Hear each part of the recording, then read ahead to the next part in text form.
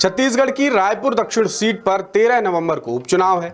ये high profile seat है जिस पर बीजेपी और कांग्रेस के लो प्रोफाइल कैंडिडेट मैदान में हैं। ये सीट हाई प्रोफाइल इसलिए है क्योंकि इस पर 8 बार के विधायक और लगातार मंत्री रहे बीजेपी के सीनियर लीडर ब्रजमोहन अग्रवाल का कब्जा है।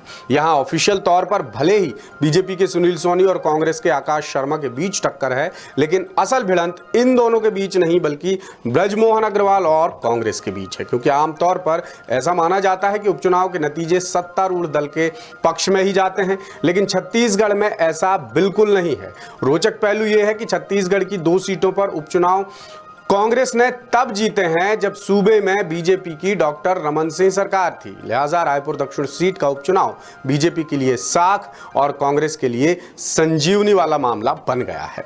द सूत्र ने छत्तीसगढ़ के अब तक के उपचुनावों की पड़ताल की तो पता चला कि उपचुनाव में कांग्रेस और बीजेपी की जीत का स्कोर एकदम बराबर है। देखिए रायपुर से हमारे ब्यूरो चीफ अरुण तिवारी की यह खास रिपोर्ट।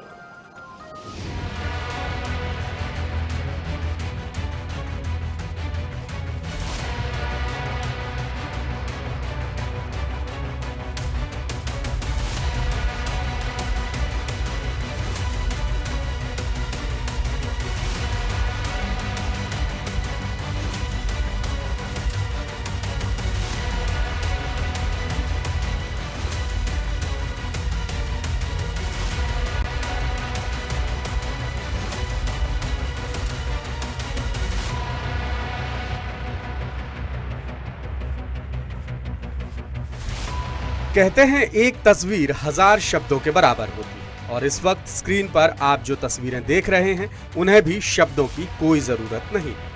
ये तस्वीरें छत्तीसगढ़ की सियासत का मौजूदा मिजाज दिखा रही हैं। पहली तस्वीर में रायपुर दक्षिण से कांग्रेस उम्मीदवार आकाश शर्मा बीजेपी सांसद ब्रजमोहन अग्रवाल और अपने प्रतिद्वंद्वी बीजेपी उम्मीदवार सुनील सोनी की चरण वंदना कर रहे हैं।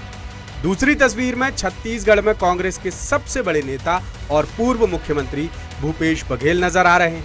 बघेल आकाश शर्मा के समर्थन में निकली रैली में अपने नेताओं को हाथ पकड़कर गाड़ी में चढ़ा रहे हैं। आप देख रहे हैं कि नेता प्रतिपक्ष चरणदास महंत ने बघेल का हाथ थामा और गाड़ी पर चढ़ गए। फिर बघेल ने पीसीसी चीफ दीपक बैज के लिए हाथ बढ़ाया, लेकिन बैज उनका हाथ पकड़े बिना गाड़ी पर चढ़ गए।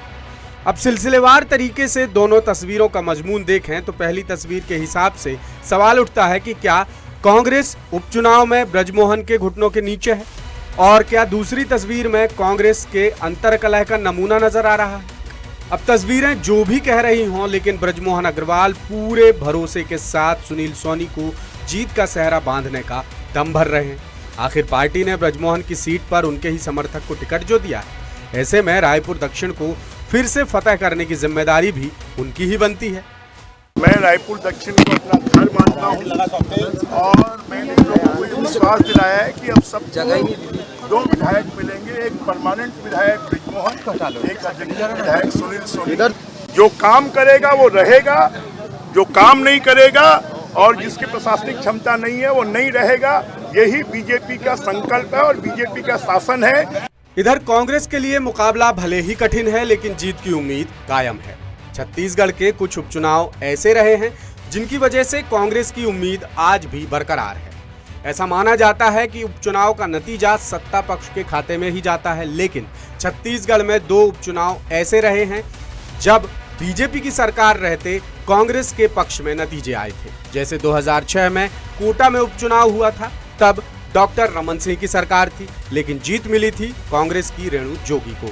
इसी तरह 2009 में वैशाली नगर में उपचुनाव हुआ था, तब भी डॉक्टर रमन सिंह की सरकार थी, लेकिन जीत मिली थी कांग्रेस के भजन सिंह निरंकारी को। इन्हीं ट्रेंड्स के मद्देनजर कांग्रेस को लगता है कि उसे उपचुनाव में युवा उम्मीदवार का फायदा मिलेगा, इसलिए उपचुनाव में संजीवनी पाने कांग्रेस पूरी ताकत झोंक रही है। कांग्रेस पार्टी ने एक युवा पे दांव लगाया है, और जहाँ तक के आकाश शर्मा की बात है, वो 19वीं की राजनीति के प्रदेश युवा कांग्रेस के अध्यक्ष के रूप में उनका काम रहा। हमेशा सक्रियता से उन्होंने काम किया है। तो एक बुजुर्ग के सामने एक नौजवान खड़ा है। द सूत्र ने जब छत्तीसगढ़ में 2001 से 2022 तक के उपचुनावों की पड़ताल की तो पता चला कि उपचुनावों में बीजेपी और कांग्रेस की जीत का स्कोर बराबर है। कैसे, चलिए देखते हैं।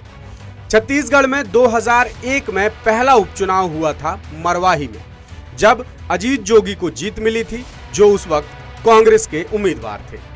इसी तरह 2004 में डोंगरगांव में बीजेपी के डॉक्टर रमन सिंह को जीत मिली। 2004 में अलकतरा छतराम देवांगन बीजेपी को जीत मिली। 2006 में कोटा रेणु जोगी कांग्रेस को जीत मिली। 2007 में मालखरौदा निर्मल सिन्हा बीजेपी को जीत मिली। 2007 में खैरागढ़ कोमल जंगेल बीजेपी को जीत मिली। 2008 में केशकाल सेवकराम नेताम बीजेपी को जीत मिली। 2009 में वैशाली नगर भजन सिंह निरंकारी कांग्रेस को जीत मिली। 2010 में भटगांव रजनी त्रिपाठी बीजेपी को जीत मिली। 2011 में बालोद मदन साहू बीजेपी को जीत मिली।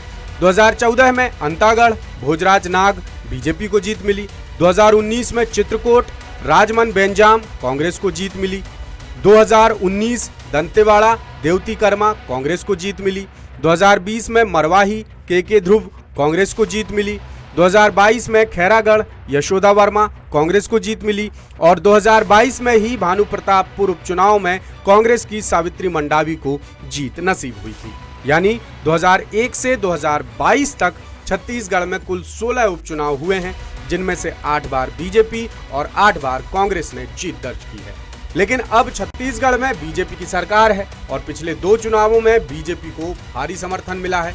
इसलिए ये उपचुनाव बीजेपी के लिए साख और कांग्रेस के लिए संजीवनी का सवाल बन गया है। अब ये देखना बेहद दिलचस्प होगा कि जनता जनार्दन रायपुर दक्षिण का ताज किसे पहनाती है। लेटेस्ट, इन्वेस्टिगेटिव और इन डेप्थ खबरें देखने के लिए ज्वाइन कीजिए द सूत्र का व्हाट्सएप चैनल, सब्सक्राइब कीजिए यूट्यूब चैनल, लाइक कीजिए फेसबुक पेज और पढ़ते रहिए वेबसाइट www.daसूत्र.com।